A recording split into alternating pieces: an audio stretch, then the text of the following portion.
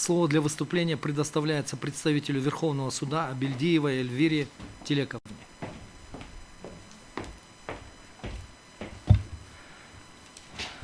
Здравствуйте, уважаемый суд, уважаемые участники процесса. Верховный суд Кыргызской Республики считает ходатайство гражданина Гушленко Константина Владимировича не подлежащим удовлетворению и оспариванию в части 1 статьи 1148 Гражданского процессуального кодекса, полностью не соответствующей Конституции.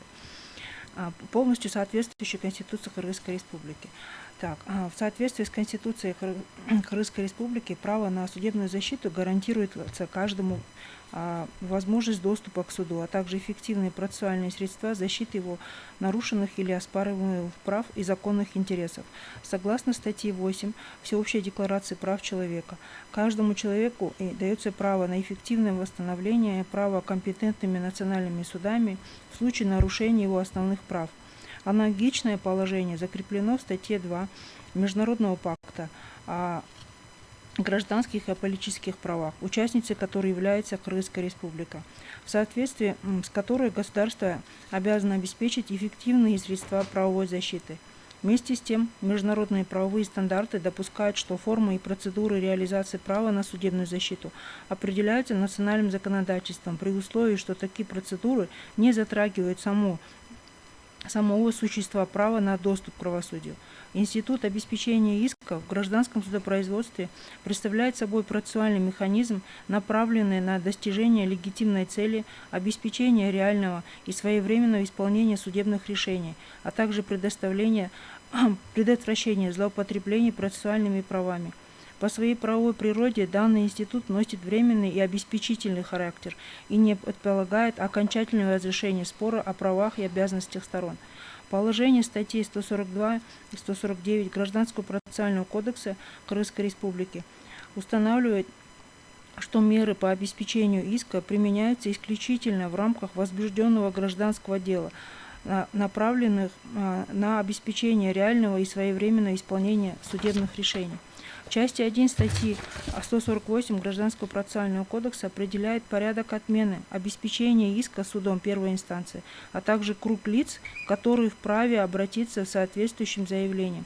Указанная норма реагирует на процессуальные вопросы и не лишает лиц, не участвующих в деле, возможности защитить свои права и законные интересы посредством иных процедур, прямо предусмотренных законодательством. В случае, когда обеспечительными мерами затрагиваются права и законные интересы лиц, не являющихся сторонами по делу, процессуальное законодательство предусматривает специальные механизмы защиты таких прав, включая возможность обжалования судебных актов, затрагивающих их права и обязанности, а также обращение в суд с самостоятельным исковым требованием.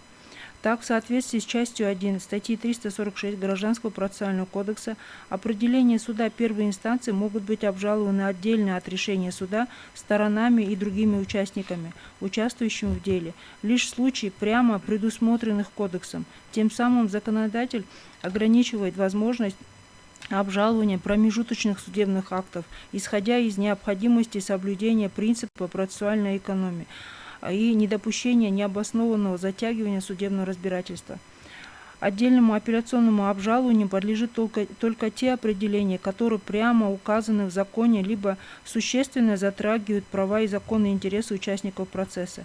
Частью 2 статьи 347 Гражданского процессуального кодекса устанавливается, что подача на рассмотрение частных жалоб осуществляется по правилам, предусмотренным для апелляционного обжалования решений суда. В силу этого к частным жалобам применяются общие требования апелляционного производства, включая сроки подачи, форму и содержание жалобы, порядок его рассмотрения судом апелляционной инстанции, а также процессуальные права и обязанности лиц, участвующих в деле. В свою очередь, часть 3 статьи 323 Гражданского процессуального кодекса расширяет круг лиц, наделенных правом апелляционного обжалования, предоставляя такое право также лицам, не привлеченным к участию в деле, если судом принято решение, затрагивающее их права и обязанности. Указанная норма обеспечивает лицам, чьи права и обязанности затрагиваются апелляционными судами, возможность их обжалования, даже если они не являются участниками дела, обеспечивая тем самым реальную защиту их законных интересов и участие в процессе, когда судебные акты напрямую влияют на их правовое положение. Наряду с механизмами защиты прав на стадии обжалования судебных актов, Гражданский процессуальный кодекс предусматривает специальный порядок защиты прав третьих лиц на стадии исполнения судебных решений. В части статья 414 Гражданского процессуального кодекса регулируется порядок рассмотрения споров лиц, чьи права нарушаются или затрагиваются арестом имущества в рамках исполнительного производства. Такие споры подлежат рассмотрению судом по правилам искового производства, в рамках которого устанавливается принадлежность имущества, законность наложения ареста и иные наличия либо отсутствие нарушенных прав истца. Судебные акты, вынесенные по результатам рассмотрения указанных исков, подлежат обжалованию в общем порядке, предусмотренном Гражданским процессуальным кодексом, включая апелляционные и кассационные производства. Тем самым обеспечивается дополнительные процессуальные гарантии защиты прав лиц, не являющихся сторонами основного спора, но чьи имущество и иные права затрагиваются в процессе исполнения судебного акта. Следует отметить, что появление отдельных спорных вопросов при применении части 1 статьи 148 Гражданского процессуального кодекса не влечет признания нормы неконституционным в целом и может быть разрешено в ходе правоприменительной практики. С учетом изложенного, Верховный суд Кыргызской Республики приходит к выводу, что часть 1 статьи 148 Гражданского процессуального кодекса применяется и во взаимосвязи с иными нормами процессуального законодательства не противоречит статье 61 Конституции Кыргызской Республики.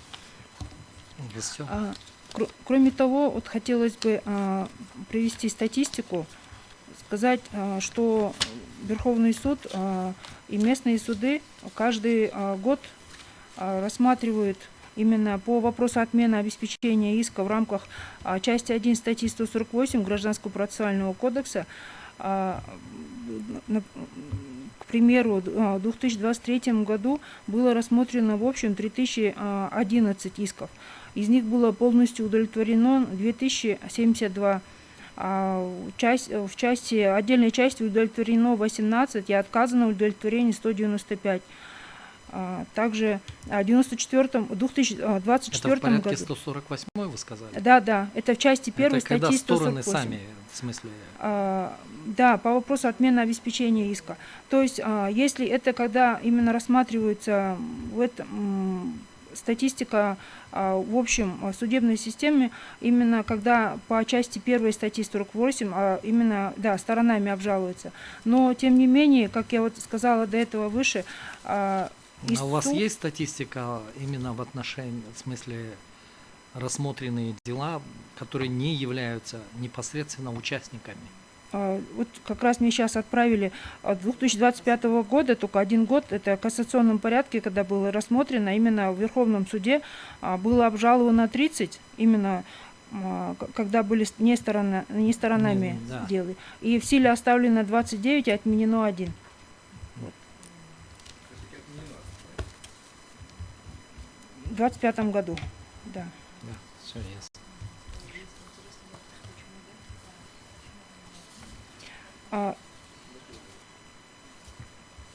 У вас все? Так, я хотелось бы сказать, можно дополнить, Да, вот именно то, что по подаче самостоятельного иска в части именно заявившего необоснованный арест можно было подать именно исключения из списка налагаемого ареста. Вот, все, спасибо.